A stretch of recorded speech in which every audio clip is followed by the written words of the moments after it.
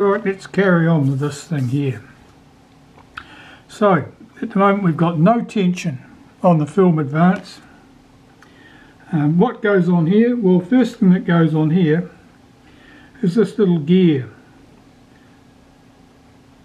That must mesh with this gear in this bracket. And on top of that goes this spacer ring. And that's pretty much essential, don't lose that. So if we were wanting to check the film advance at this stage, we know we've got no tension on the film advance, so if I hold this lever back to disengage it and revolve this round one full turn, so it comes up against that stop.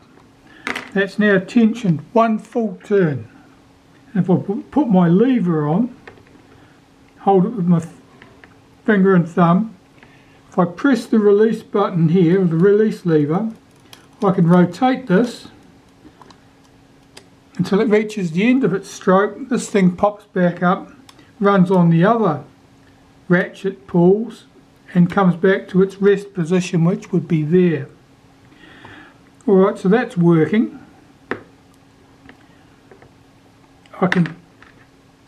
Let's just depress this again, swing this round about 90 degrees so that this piece locks on the ratchet, and it means that the mechanism is sitting in a neutral position, but we know where the lever goes back, so we know everything's good.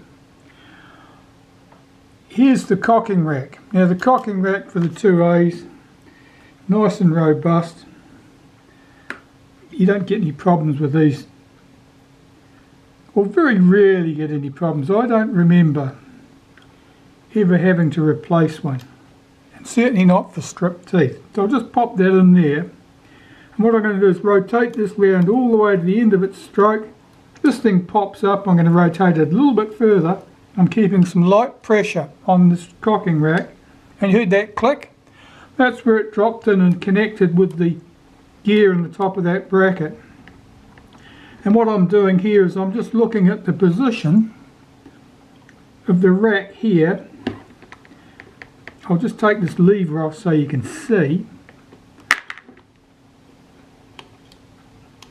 I'm looking at the position of the rack here relative to that frame, and it's sticking out about 1/8 of an inch, perhaps a little bit less.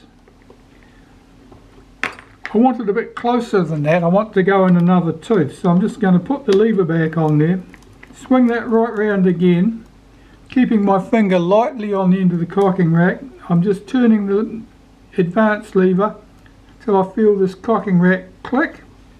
Is it going to do it for me? Oh, it went too far. No, it's alright. Yeah, that time. Just dropped into place. So now I'll take that lever off again and hold this mechanism in place. The space I've got here is much reduced. We've probably got 2 millimeters, perhaps a little bit less. I don't think we can get it any better than that.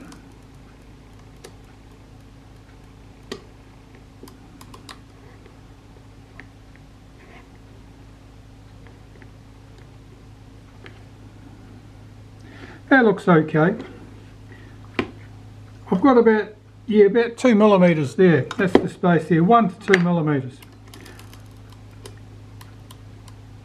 So I'll swing this film advance lever around 90 degrees so it's just sitting there in the rest position. Now assembling the components for our top of the film advance there for our frame counter. Well, here, first thing we can put in place is this piece. This is the frame counter spring. This is the piece that breaks in Retina 1A and 2A cameras, and they're almost unobtainable.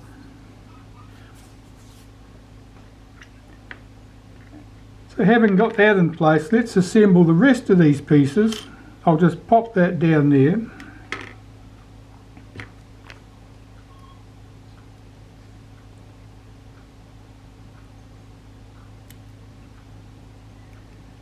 I've got these things assembled at the moment because I was busy playing with this before I started my video. Okay, start with this piece and this piece. Pop this in place on there. Now I put a little bit of grease in there. That tends to hold these pieces together because otherwise they'll just fall apart.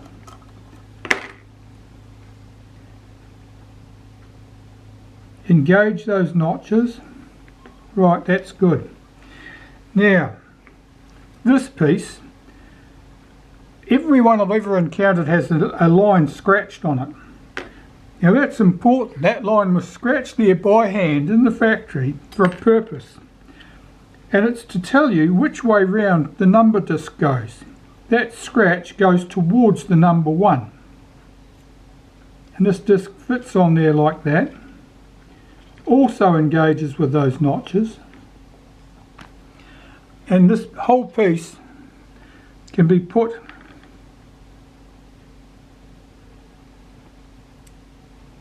onto that top section. The next piece is this wavy washer. I'll just put a little bit of synthetic grease on that. Stick that in place with the grease. Now, picking this up without separating it, I want to get this on the top here. Now you can see that there's a pin sticking up there and a little hole here. They need to line up.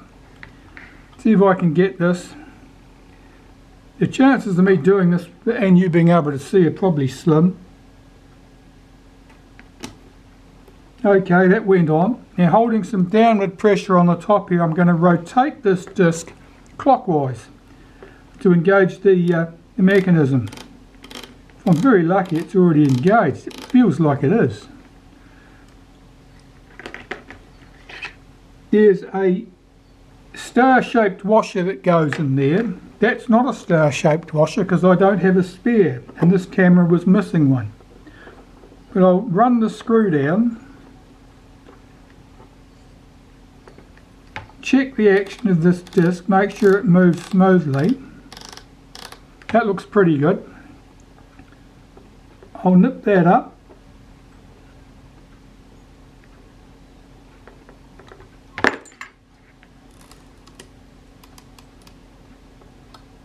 And you should see the frame counter working. There you go, it's advancing 1 notch every time I swing the film advance. And how's it doing that? Well, that spring. Let's get one of these. I'll just dig one of these counter springs out. And yeah, there's one. Now that's one that I've repaired. That's not an original state, but it's been repaired.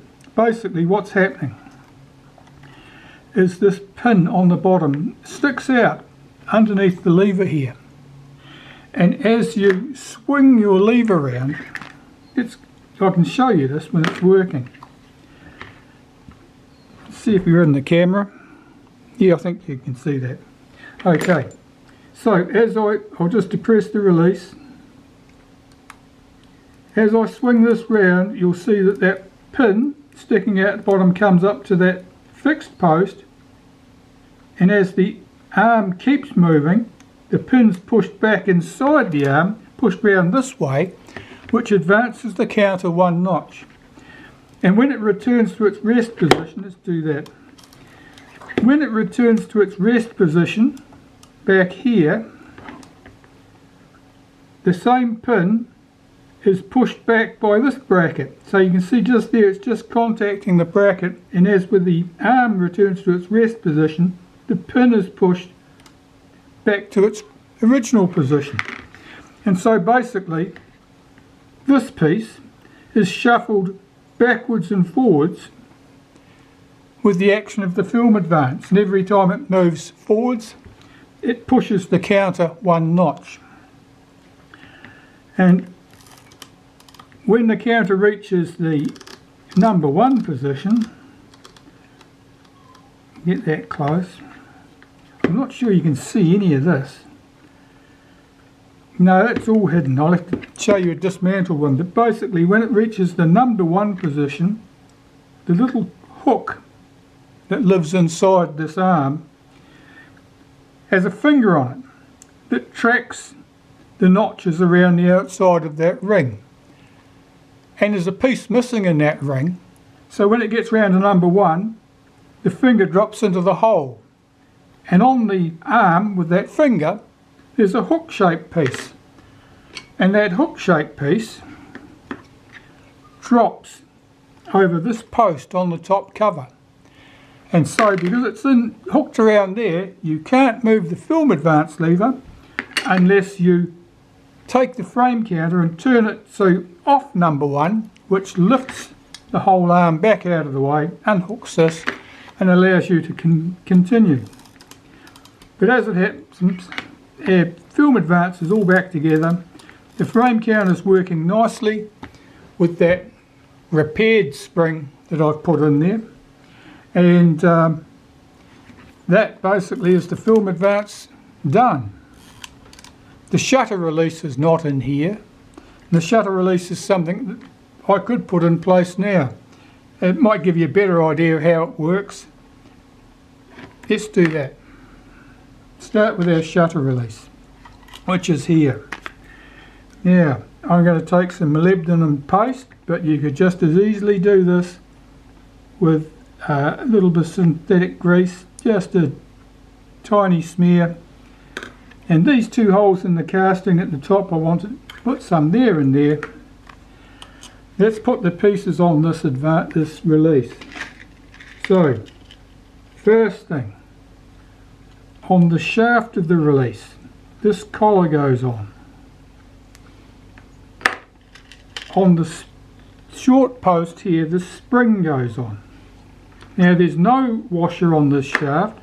On some cameras there are, but if I slide this down, I've got to line it up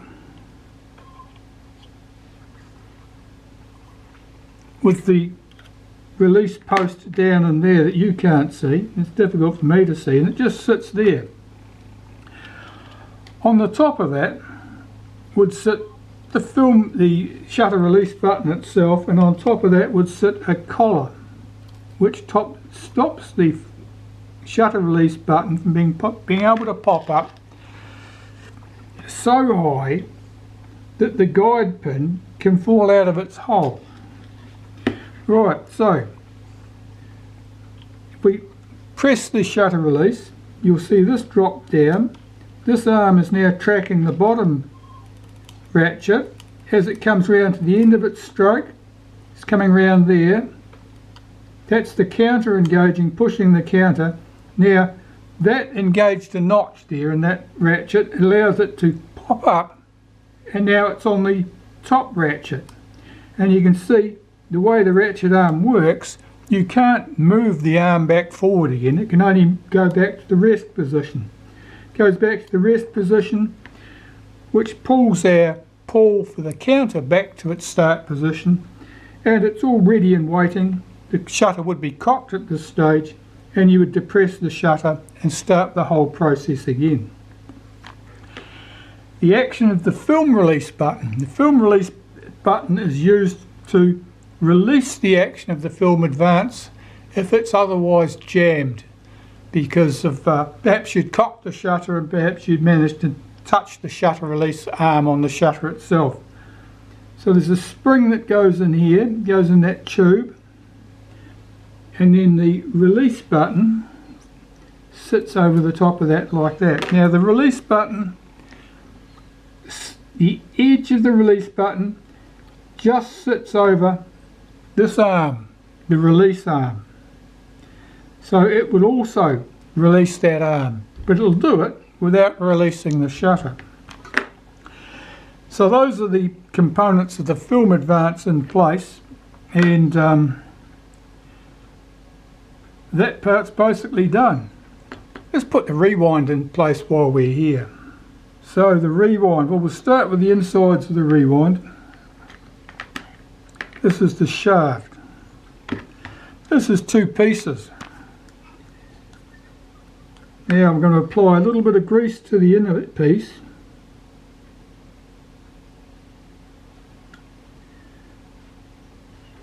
That should slide down from the top.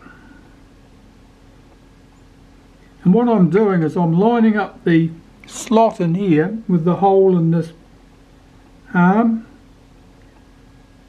I'm just making sure I've got this depressed down far enough so that retainer spring is past that screw hole, and I'll fit the screw in place. Now the screw is unlike any other screw on the camera.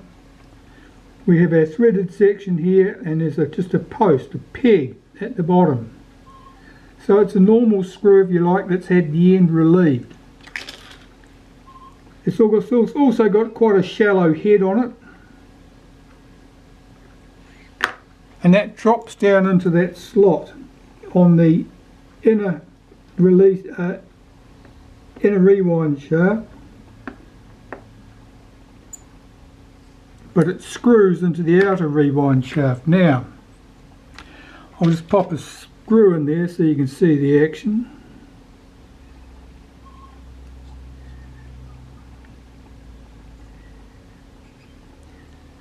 So this will move. That can't pull out because the inner shaft had a retaining spring around the end of it, which can't pull up past that screw.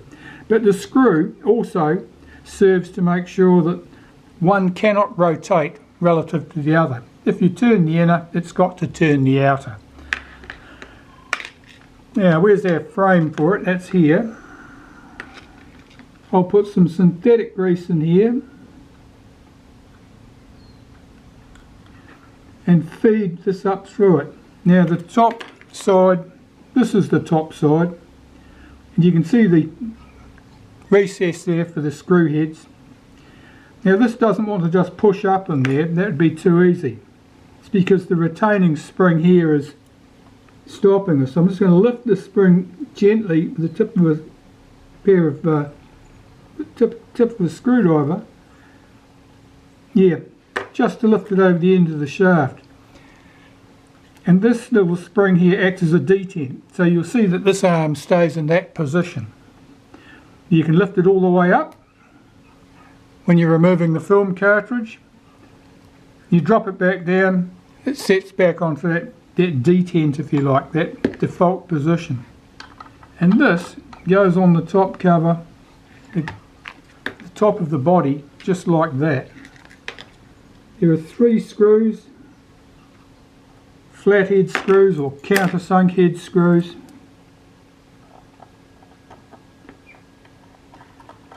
And they should be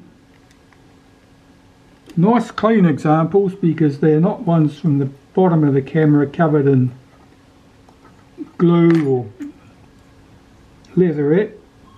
They should be nice and clean, and because they're easy to get at, they should not have been abused. And so screws that are visible, or mostly visible, or visible without too much trouble, they should be the best screws. You do not want to have scarred screws anywhere visible on the camera. It's unfortunate that screws do get damaged in the process of doing a repair sometimes, but where there are duplicates, put them somewhere where they won't be seen. Hide your shame. Alright, there's our rewind in position. We've got our film advance in position. The frame count is working because we now have a good spring in there. And the good spring, I'll get the good spring and the bad spring here and show you what they look like. Okay.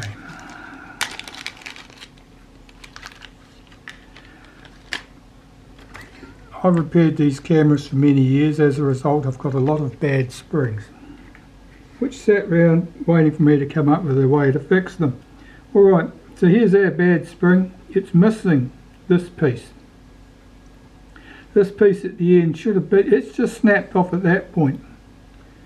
And I have repaired these by spot welding a piece of spring onto the end of them and reshaping it to do the same job as the original. And that's working well as far as I can tell. You can do the same by soldering a spring to the end, and I've seen that done. This is just a method that I developed because it was convenient for me to do it, because it was a repeatable process. It took very little time individually, just took a long time to make the jig and get everything set up. But I've got a video about that somewhere. I'll put a link in the description. So our film advance is good, the rewind's good, focus is nice and smooth, front opens and closes, Leatherettes back on the base of the camera. So next up, I think, with this camera, clean and service the rangefinder really, and then we can close up the top cover, at least temporarily, then service the shutter, put that back in place. But rangefinder next. Okay, so here's the rangefinder. Now the rangefinder on the Retina IIa camera.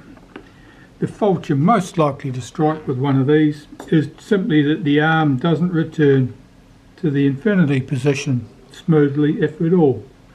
And you see that sort of oozing back to the infinity position there. It's not coming back all the way probably. Oh, it is, only just. But it's just very slow in its action. Now, the fault here will be at this pivot point. Basically, there'll be sticky, dirty, dried grease underneath this arm and possibly in the pivot as well, but mostly underneath the arm. And so the only cure for that is to take the arm off, clean it and put it back. If you do something like squirt solvent under there and work it backwards and forwards, it'll probably be worked marvellously well for about half an hour until all the solvent's evaporated and the grease will reconstitute itself to a thick waxy mess and you'll be back where you started. So it does need to come apart to be cleaned and fixed. So what do we need? Well, important things to note. This spring here is held in with a pin. So the spring's under tension when you're trying to get that pin out. Don't lose the pin. It sneaks out away from your tweezers very easily. Single screw at the pivot. You'll need a decent screwdriver. It's usually quite tight, using lots of downward pressure so that the screwdriver will not cam out and damage the screw. It's usually tight.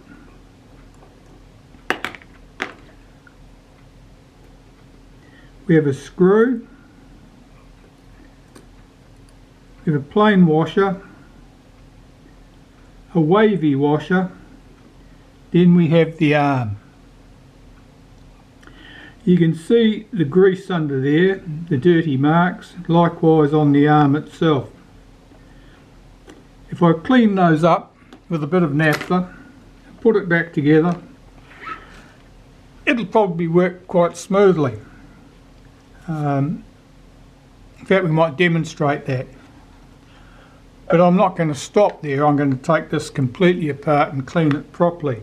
But if you just had that problem and no other problem, taking a bit of naphtha on a cotton bud, clean away all that dirt, dust, grime, grit and sticky old grease. Do the same on the arm.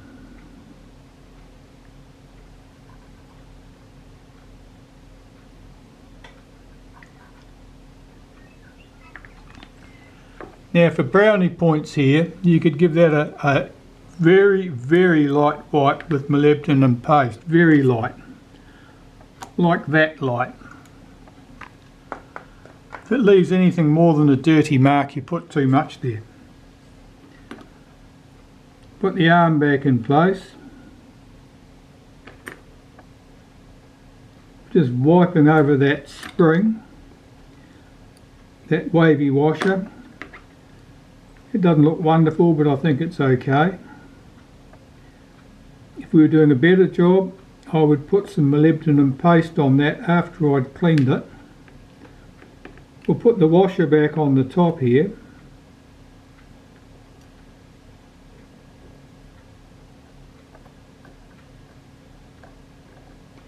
And the screw through the middle.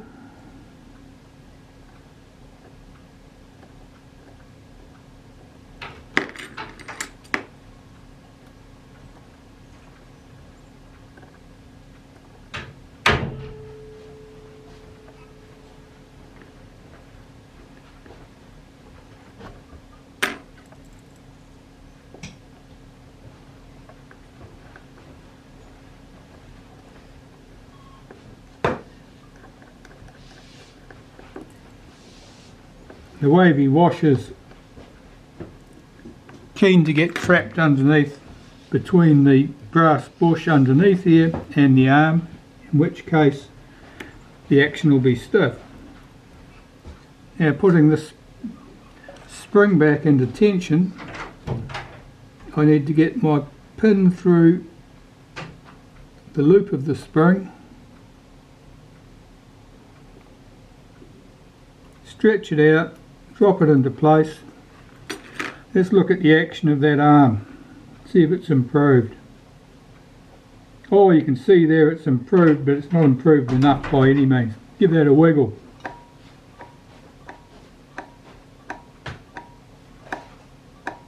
That's what it should work like.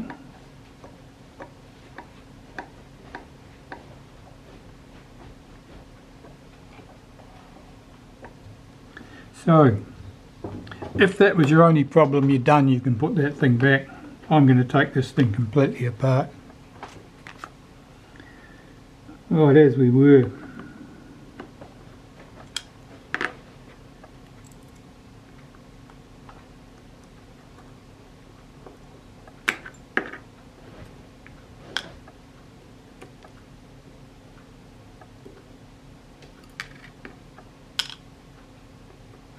Here I suspect that that wavy washer looks like it's got a bit of surface rust on it. That may have been providing extra friction there against the plain washer.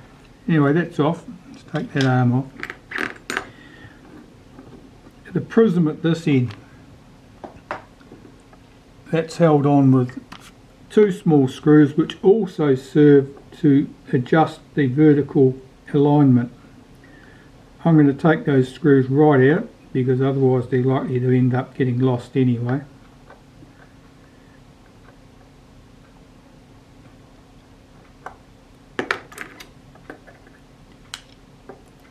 Just those two screws. Do not touch that screw there, you won't like the result if you do. Let's take the prism out.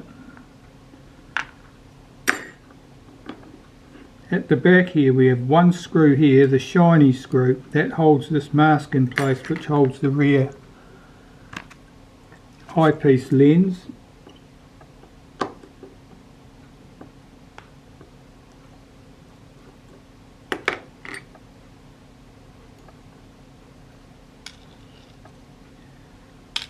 And there's the glass lens there. Now that's convex on the front and plane on the back. Convex side goes inwards. This mask on the front, that's black painted. I'm going to put this body through the ultrasonic cleaner, so I'm going to take that mask off, otherwise the black paint will remain in the ultrasonic cleaner and I'll have to put it all back again.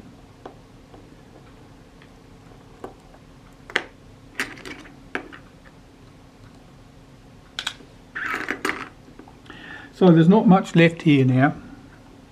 We have our semi-silvered mirror here. I'm going to clean that in the ultrasonic cleaner. The front surface, the surface that faces the front, is just plain glass. Any silvering is on the rear of it. The front surface being plain glass, you can clean that with a cotton bud and glass cleaner. That wouldn't cause any problems at all. The semi-silvered surface on the inside, you're best not to start poking and prodding at that. Exceptionally likely you'll end up removing any silvering that's there, and then the rangefinder won't work properly. This screw, leave it alone, it fixes the little barrel in the middle here, and that little barrel has a lens in it, and you could do a wonderful job of cleaning that if you took it out and you got access to that tiny little lens and cleaned it. But then you've got to get your adjustment right. Getting the adjustment right here is difficult, awkward, time consuming. Best left alone. So I just clean this in place in the ultrasonic cleaner, and once you get all the moisture and stuff out of it afterwards, you have no problems. So I always leave that alone. So how's this to be cleaned in the ultrasonic cleaner? Well, the tank of the ultrasonic cleaner I just fill up with warm water. Then I get a small drinking glass and I put in there hot water from the tap, a couple of drops of ordinary dish soap, dishwashing liquid, drop this into the glass, put the glass in the, suspend the glass in the water in the ultrasonic cleaner, give it a couple of minutes, pull it out, run this under the hot tap, inside and out, make sure it's well rinsed, blow all the moisture away with a rocket blower, and then dry it carefully with a hair dryer. Now, with surfaces like this, you need to be alternating between your rocket blower and your hair dryer to make sure that you don't have large droplets drying on the glass, otherwise it'll end up with coffee rings that you can see on the glass and it'll be very annoying.